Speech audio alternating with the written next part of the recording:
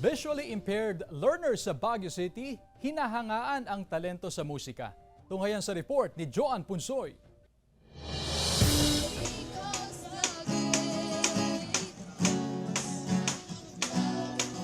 May kapansanan man sa paningin, hinahangaan ang mga mag-aaral na ito mula sa isang eskwelahan ng visually impaired sa Baguio City dahil sa talento nila sa musika. May tumutugtog ng instrumento.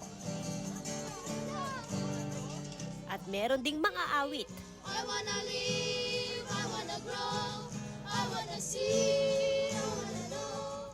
We teach them how to brush their teeth, take a bath, fix their bed, etc. etc. So that when they go back to their families, ano yung self-supportive sila, kaya nilang gawin kung anong pwedeng gawin ng mga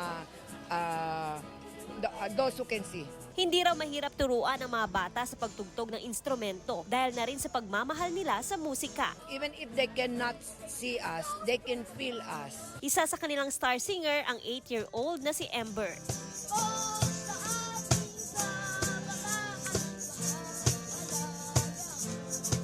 Samantalang ang 11-year-old naman na si Lance, idolo umano si The Clash Season 5 Grand Champion na si John Rex. Nais din umano niyang maging singer kaya nagpupursigi sa pag-aaral. Nakakapaganda po sa pakiramdam po. Para matulungan ko rin po yung magulang po sa pagkatapos ko po mag-aral.